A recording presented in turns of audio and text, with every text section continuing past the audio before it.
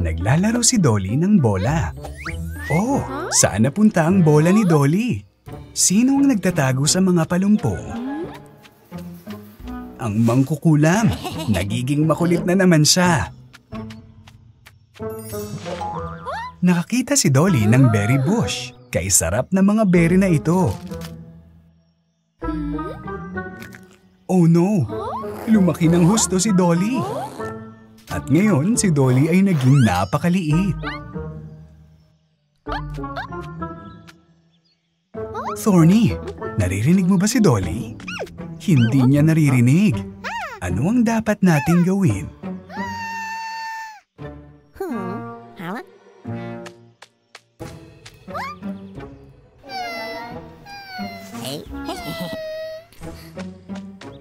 Tutulungan ng mangkukulam si Dolly na lumaki at ibalik ang kanyang bola.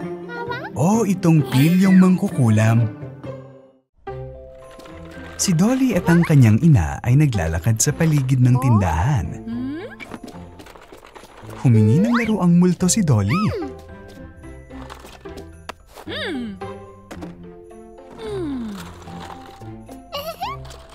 At isang kabayo. At isang snowman. At isang kalansay para magbuot.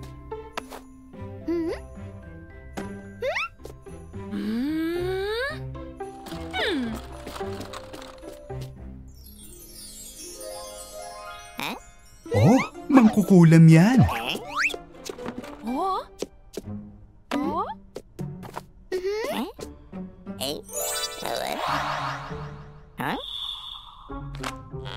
Wow! Nabuhay ang mga laruan. Pero hindi sa katagalan, ngayon laruan na lang ulit sila.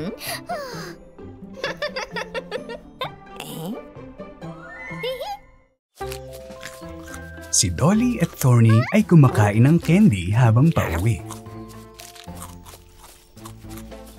Kumusta, Tommy? Oh no! Anong nangyari kay Tommy? Masakit ang ngipin ni Tommy at hindi makakain ng candy. Gustong tulungan ni Dolly si Tommy na bunutin ang masakit na ngipin.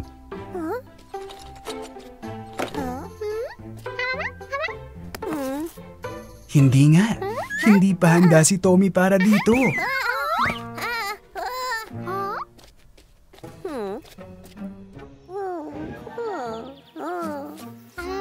Sige, maaari mong itali ang sinulid sa ngipin.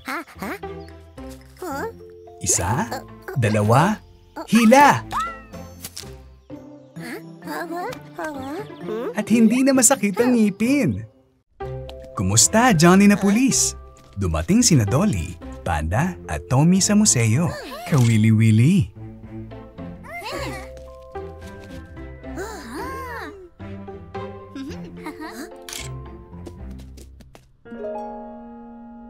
Oh, isa sa mga bust ay hindi pininturahan. Kailangang ayusin ito.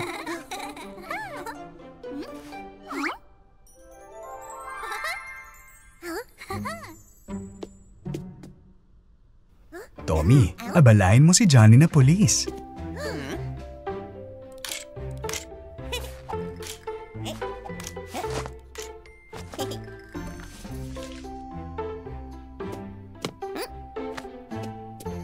Handa na kaming kumuha ng litrato. Mahusay na trabaho.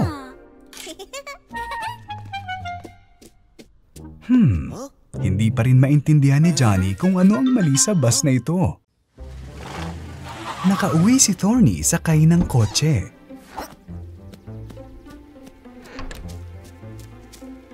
Mukhang may naisip sina Dolly at Panda. Oh no! Nakalimutan ni Thorny na isara ang kotse at aalis na ang mga batang babae. Natuklasan ni Thorny ang nawala. Nagmaneho sina Sheep at Panda papunta sa isang latian. Hindi nila ito maalis. Galit si Thorny. Ayan si Johnny na bumbero na nakasakay sa isang truck.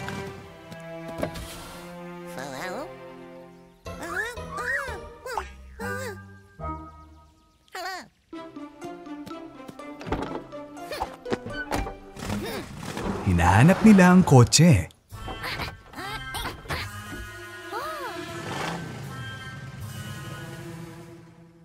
Pinagalitan ni Thorny ang mga batang babae. Nahihiya sila. Yay! Hinihila ni Johnny na bombero ang kotse palabas ng latian. Si Johnny na pulis ay nakatulog sa tindahan. Ano yun?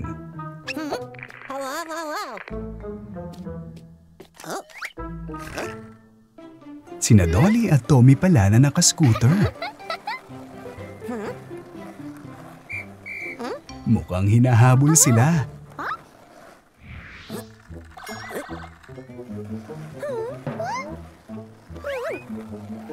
Naglibot ang mga bata sa lahat ng mga puno.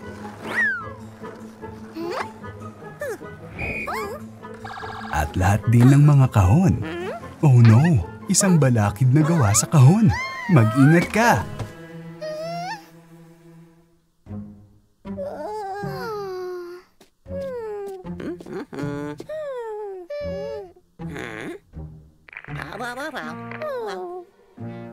Nahuli na ngayon sina Dolly at Tommy dahil sa pagpapalayaw.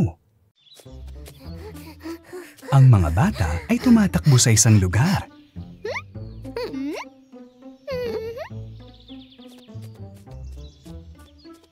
Anong ginagawa ng mangkukulam? Mukhang gumagawa siya ng isang uri ng inumin. Nakuha ng mga lalaki ang kaldero.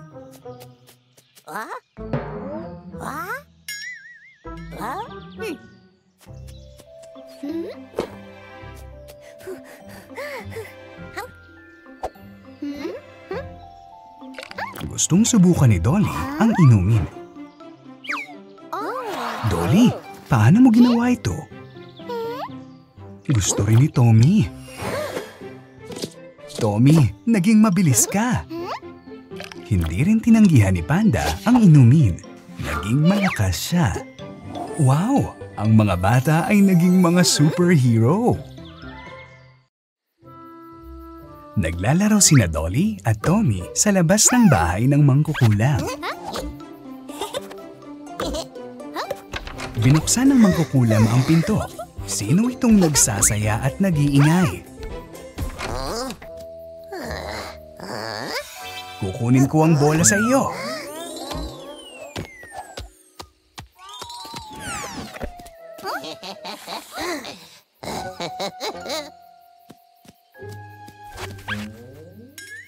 Nasa mataas ang bola, pero hindi natatakot si Tommy.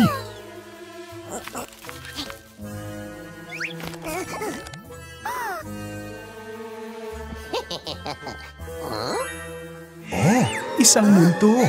Ano kaya ang mangyayari kay Tommy?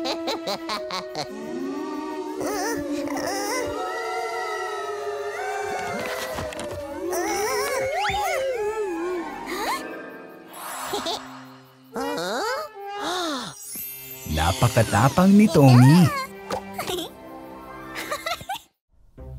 Naglalaro si Dolly ng mga laruan. Oh no! Isang bubuyog! Tumakbo si Dolly sa kusina ng kanyang ina. Pero tila natatakot din siya.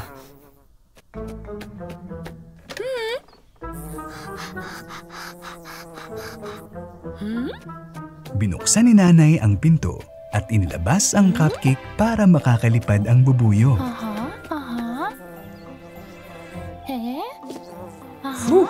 Lumipad ito palabas.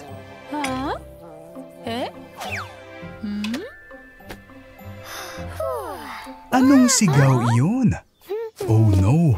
Sa tingin ko gusto ni Tommy na subukan ang cupcake. Pero kinurot siya ng bubuyog. Laging alam ni Nanay ang gagawin.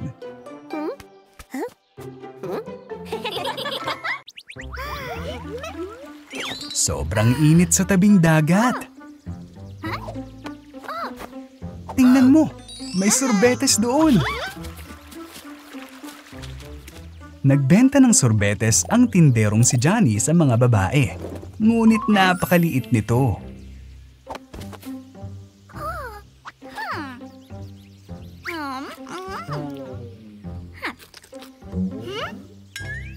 May aparatong pampalaki si Tommy. Wow! Naging napakalaki ng sorbetes. Humingi pa si Dolly ng dagdag na sorbetes. Wow! Ang sorbetes ay naging malaki. Oh, ano ito? Si Dolly ay naging sobrang laki. Ngayon ay madali na niyang makakain ng sorbetes. Si Dolly ay may sariling maliit na tindahan. Bumili si Panda ng isang piraso ng cake mula sa kanyang kaibigan. Gusto rin ni Tommy ng cake pero wala siyang pera. Hindi, Tommy. Hindi pwedeng dinosaur. At hindi rin ng isang higad. At bumili si Dragon ng ilang mga paborito niyang pagkain. Oh! Ang palaka ay nasa ulo ni Dolly. Siya ay galit. Malungkot si Tommy.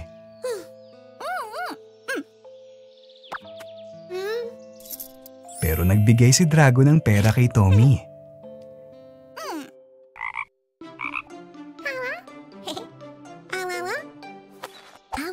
Nagulat si Dolly. Pero binigyan pa rin niya siya ng isang piraso ng cake. Ngayon, mukhang masaya ang lahat. Sino ito? Si Johnny na Salamangkero.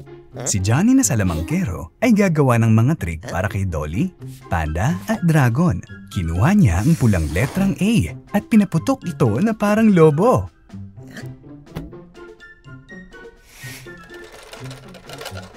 Hop!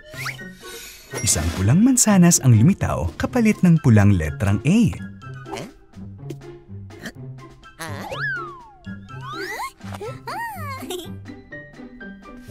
Pinaputok ni Johnny na Salamangkero ang berdeng letrang B. Tingnan ang mga magagandang berdeng paru-paro na ito.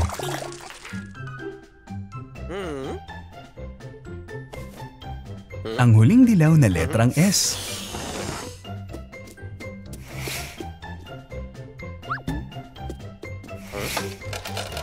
Oops! May lumitaw na dilaw na karot.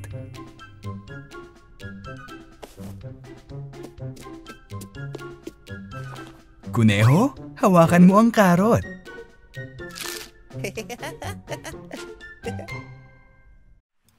Si Dolly at Tommy ay nanonood ng mga nakakatakot na pelikula.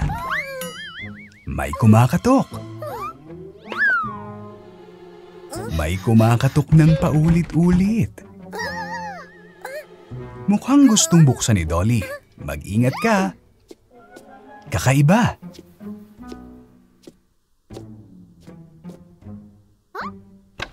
Walang tao sa pinto.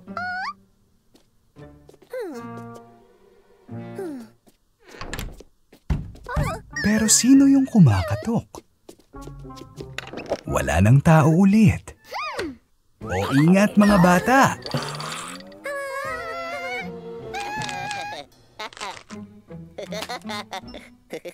Kaya si Jimmy pala. Mag-ingat ka.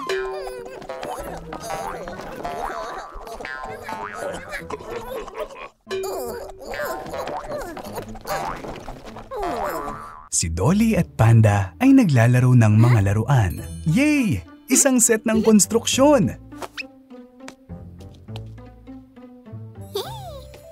Ano kaya ang pwede nilang itayo mula dito?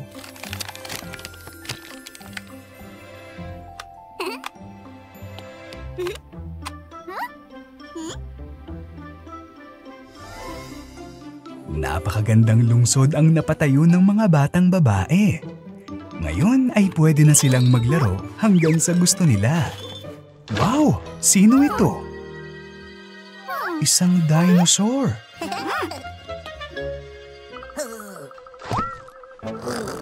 Oh no! Sinira ni Tommy ang Dinosaur City gamit ang set ng konstruksyon.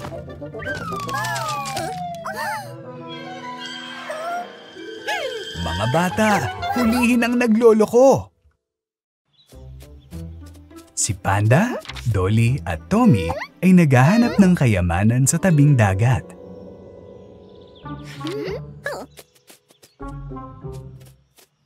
Biglang lumitaw ang mga kalansay. Ang mangkukulam ay lumabas sa kuweba at inutusan ang mga kalansay na umatake. Ang mga magkaibigan ay gumawa ng isang plano. Mukhang may magandang ideya na naman si Tommy.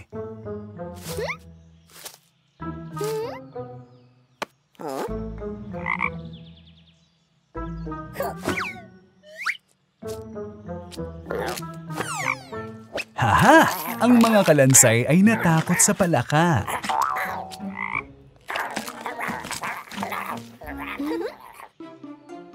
Nagpasya ang mga bata na pumasok sa kuweba, pero hindi nagtagumpay.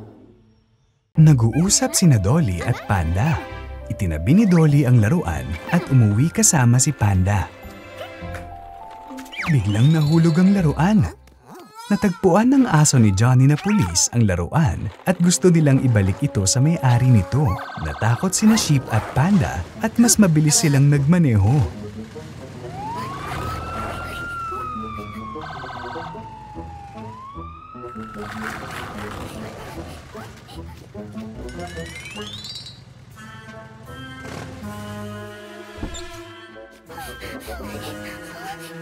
Oh no! Dead end na! Nahulog sa takot ang mga batang babae.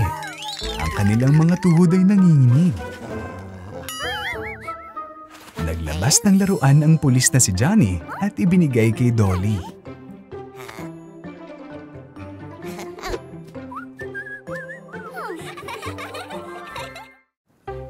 Dumating ang umaga at nagpasya ang mga batang lalaki na magkareta pababa ng burol.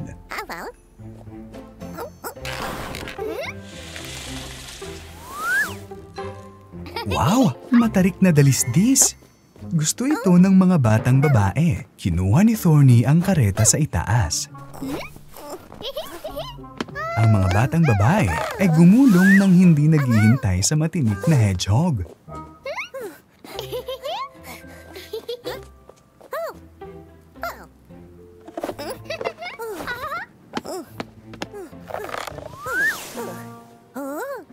Bumaba si Thorny para kunin ulit ang kareta. Pero nahulog siya dahil sa sobrang pagod. Nahiya ang mga batang babae, kaya gusto nilang tumulong.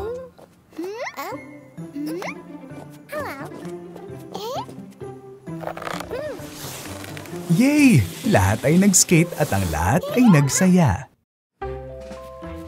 Dumating ang mga magkaibigan sa tabing dagat. Naghukay si Thorny sa buhangin.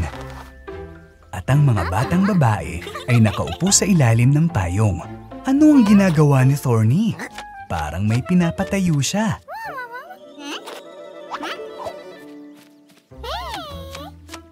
Wow! Isa itong dinosaur! Sinabi ni Panda na ito ay napakaliit.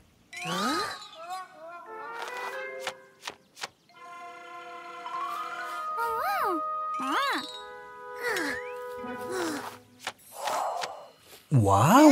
Tingnan mo kung gaano ito kalaki ngayon.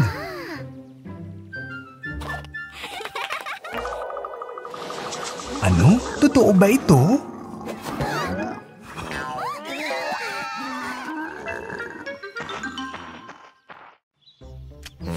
Si Tommy ay umuukit sa isang maliit na kalabasa.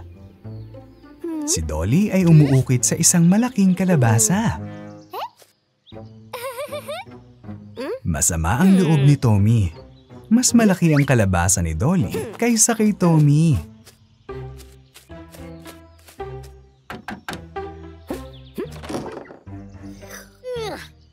Mangkukulam, tulungan mo akong gumawa ng malaking kalabasa.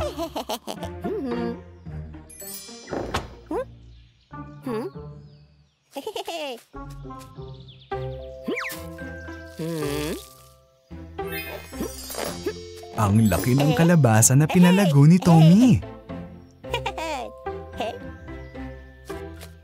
Oh, nakakatakot at tumatalon ito. Hay, itong mga panlinlang ng mangkukulam.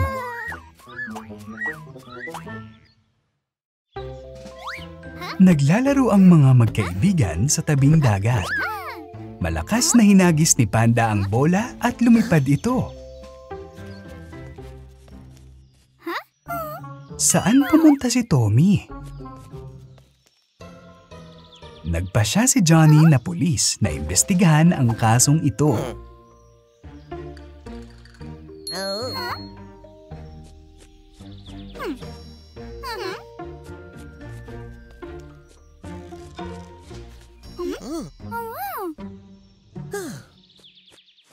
Nakakatakot sa kuweba.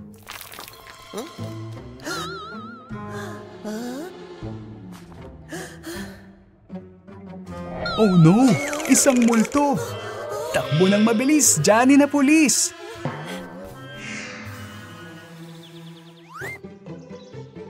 Haha, si Tommy!